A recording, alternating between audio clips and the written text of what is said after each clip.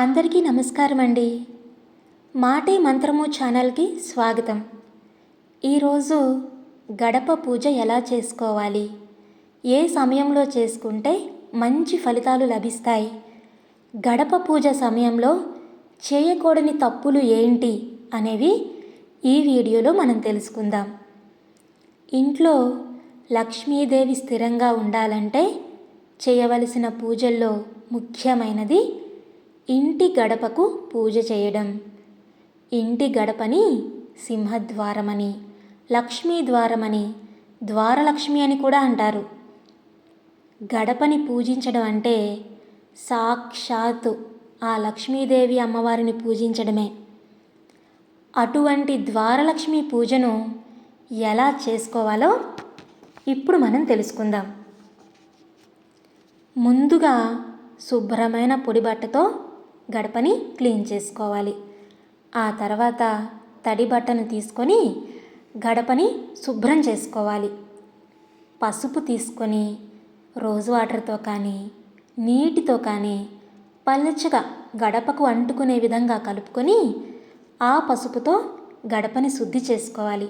అంటే గడప మొత్తం పసుపుని రాసుకోవాలి.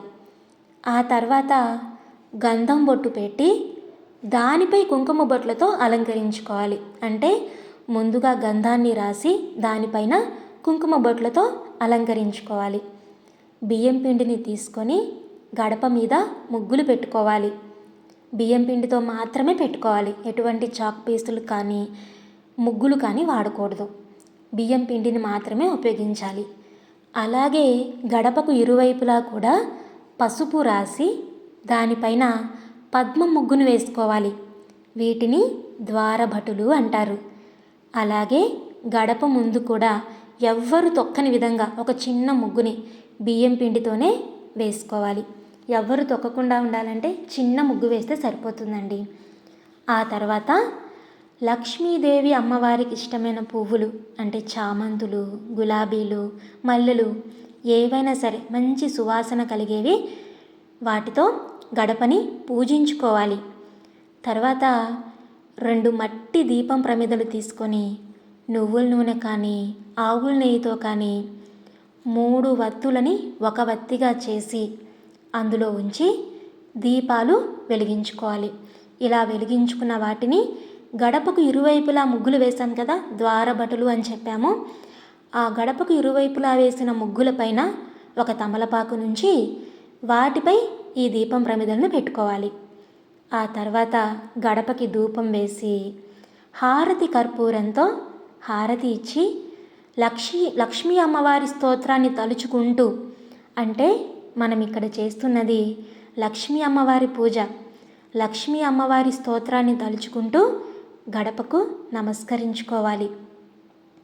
మరి ఇంత ప్రాముఖ్యత ఉన్న ఈ ద్వారలక్ష్మి పూజని ఎప్పుడు చేయాలి అంటే ఏ రోజు చేయాలి, ఏ సమయంలో చేయాలి అనేది కొందరికి తెలియకపోవచ్చు. ఇప్పుడు మనం తెలుసుకుందాము. గడపని ప్రతిరోజు పూజించుకోవచ్చు, కానీ గురువారం రోజు చేసే ద్వారలక్ష్మి పూజకి చాలా ప్రత్యేకత ఉందండి.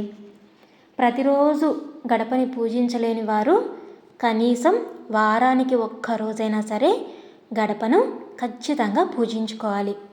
అది కూడా గురువారం రోజు. ఆ గురువారం రోజున సాయంత్రం 7 గంటల తర్వాత ద్వారలక్ష్మిని పూజించినట్లయితే చాలా మంచి మంచి ఫలితాలు, ఎంతో మంచి జరుగుతుందని మన పెద్దల విశ్వాసం. గురువారాన్ని లక్ష్మీవారం అని కూడా అంటారు. అటువంటి రోజున ఈ ద్వారలక్ష్మి పూజను చేసుకుంటే చాలా మంచి జరుగుతుంది. అలాగే పండగ రోజుల్లో కూడా ఖచ్చితంగా గడపను పూజించుకోవాలి. లేదంటే ఇంట్లో జ్యేష్ఠాదేవి తిష్ట వేసుకొని కూర్చుంటుంది, గుర్తుంచుకోవాలండి. మరి గడప పూజ సమయంలో చేయకూడని తప్పులు ఏంటి? కొందరికి తెలియకపోవచ్చు. వాటిని కూడా ఇప్పుడు మనం తెలుసుకుందాం. గడపని పూజించే సమయంలో ఎవ్వరు కూడా గడపని అటు ఇటు దాటడం వంటివి చేయకూడదు.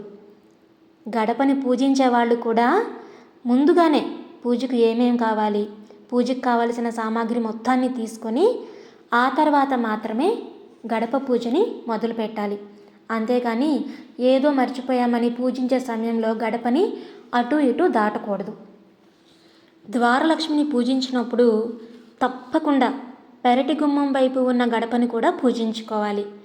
అంటే మన సింహద్వారాన్ని ఎలా అయితే నియమ నిష్టలతో పూజించామో అలానే ఇంటి వెనక భాగాన గుమ్మం ఉన్నవారు ఉంటారు కదండి, కొంతమందికి ఉండదు, కొంతమందికి ఉండొచ్చు. దాన్ని పెరటి గుమ్మం అంటారు, వెనకాల ఉండే ద్వారాన్ని.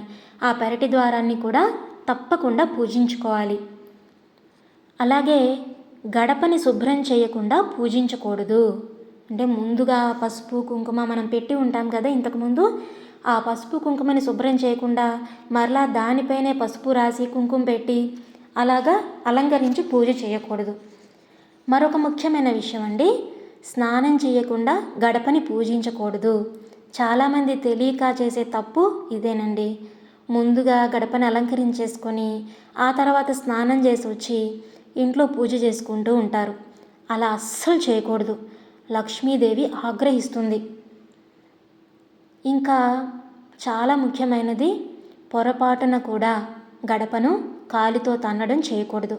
గడపను అటు ఇటు దాటుతున్నప్పుడు కాలు తగలకుండా జాగ్రత్త పడాలి. అలాగే ఇంటి గడప పైన తలపెట్టి నిద్రించకూడదు. ఇలా చేస్తే ఇంటికి దరిద్రం అండి. విన్నారు కదా, ఈ విధంగా గడపను పూజించినట్లయితే లక్ష్మీదేవి ఇంట్లో స్థిరంగా ఉంటుంది. ఈ వీడియో మీకు నచ్చిందా? నచ్చితే లైక్ చేసి షేర్ చేయండి. అలాగే మీరు ఇంకా ఎటువంటి విషయాలను తెలుసుకోవాలనుకుంటున్నారో కామెంట్స్లో తప్పకుండా తెలియచేయండి.